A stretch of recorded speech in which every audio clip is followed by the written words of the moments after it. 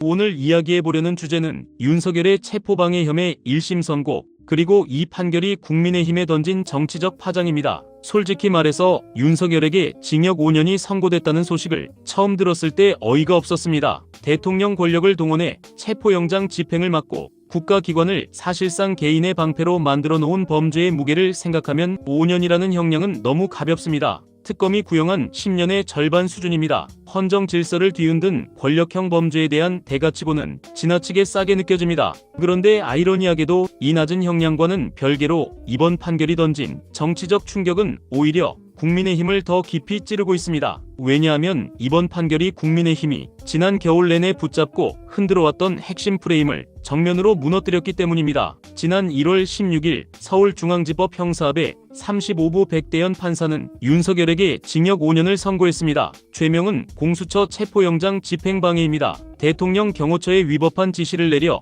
체포영장 집행을 저지했고 그 목적이 내란 사건 수사를 피하려는 개인적 이익에 있었다는 점을 법원이 분명히 인정한 겁니다. 백대현 판사는 이 과정을 대통령 경호처의 사병화라고까지 표현했습니다. 국가기관이 헌법과 법률이 아니라 개인 한 사람을 지키는 도구로 전락했다는 의미입니다. 또한 윤석열 측이 주장해온 공수처 체포영장 불법론, 공수처의 내란죄 수사 권한 부재 주장, 서부지법 영장 청구에 관할 위반 주장까지 하나도 받아들이지 않았습니다. 공수처가 직권남용죄로 수사를 개시한 뒤 내란죄로 수사를 확장한 것도 문제없다고 판단했고 서울중앙지법이 아니라 서울서부지법에 영장을 청구한 건 역시 적법하다고 못 박았습니다. 윤석열이 빠져나갈 구멍으로 삼아왔던 주장들이 판결문에서 전부 차단된 겁니다. 이 지점이 중요합니다. 형량이 낮다는 비판과 별개로 판결문이 남긴 사실 인정과 법리 정리는 국민의힘에 치명적입니다. 왜냐하면 국민의힘은 바로 이 불법 영장 프레임을 앞세워 정치적 행동에 나섰기 때문입니다. 지난해 1월 15일 공수처가 두 번째 시도 끝에 윤석열을 체포하자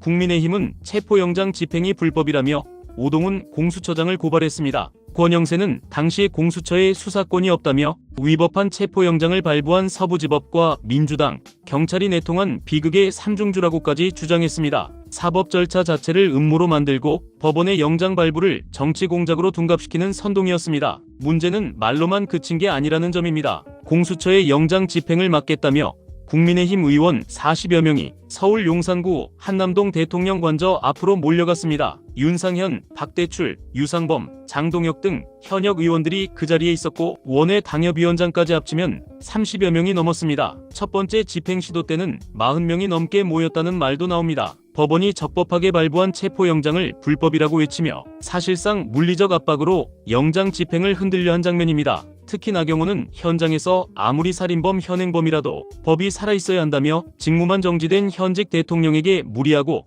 불법적인 물리력을 행사하는 것은 법치주의 후퇴라고 주장했습니다. 공수처를 하명 수사처, 불법 수사처로 규정하며 공수처 폐지까지 거론했습니다. 하지만 그 시점에서도 이미 정당성은 여러 차례 확인된 상태였습니다. 서울서부지법의 체포영장 발부가 2차례 있었고 이의 신청은 기각됐으며 서울중앙지법의 체포적 부심도 기각됐습니다. 서로 다른 4명의 판사를 통해 공수처 체포영장 집행의 적법성이 반복해서 확인됐던 겁니다. 그럼에도 국민의힘은 윤석열 측 주장을 그대로 따라붙었습니다. 법원이 여러 차례 확인한 절차를 불법이라고 우기며 군중을 동원했다면 그것은 의견 표명이 아니라 체계적인 법치 파괴입니다. 그리고 이번 1월 16일 판결로 그 주장들은 법원 판단 앞에서 완전히 무너졌습니다. 백대현 판사는 윤석열의 논리를 받아들이지 않았고 공수처 체포영장 절차가 적법하다는 취지를 명확히 했습니다. 국민의힘이 지난 겨울 내내 밀어붙였던 불법 영장 프레임은 설 자리를 잃었습니다.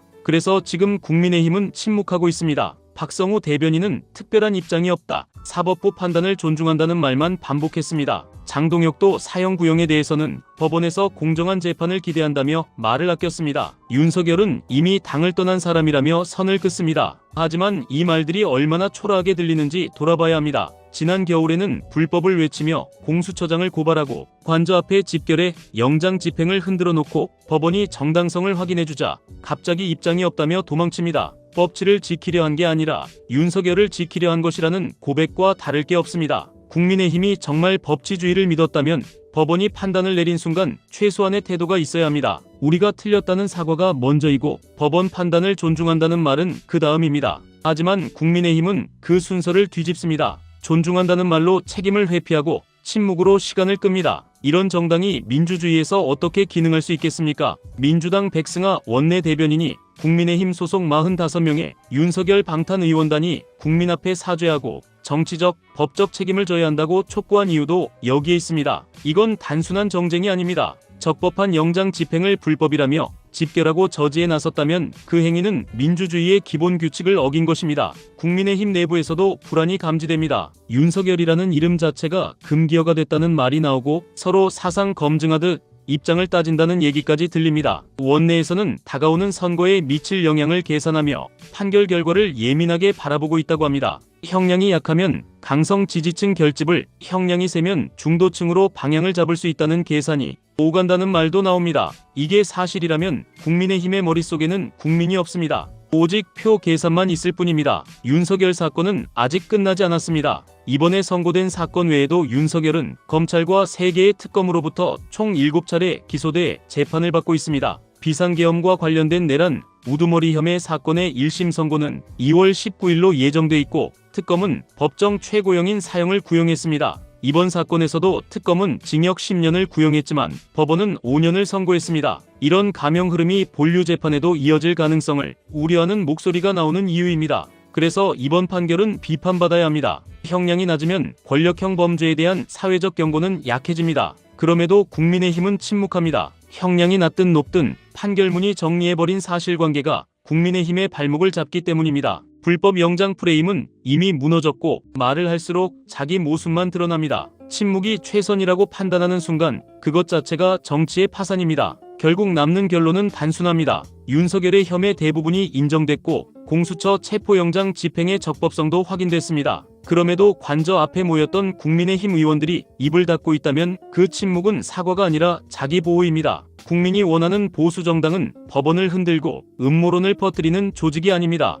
국민의 안전과 헌정 질서를 지키는 정당입니다. 국민의힘은 지금 그 반대 방향으로 가고 있습니다. 그렇다면 국민이 할 일도 분명합니다. 이런 정치인들에게 다시 권력을 맡기지 않는 것, 그것이 민주주의가 스스로를 지키는 최소한의 방식입니다. 오늘 내용은 여기까지입니다. 시청해주셔서 감사합니다.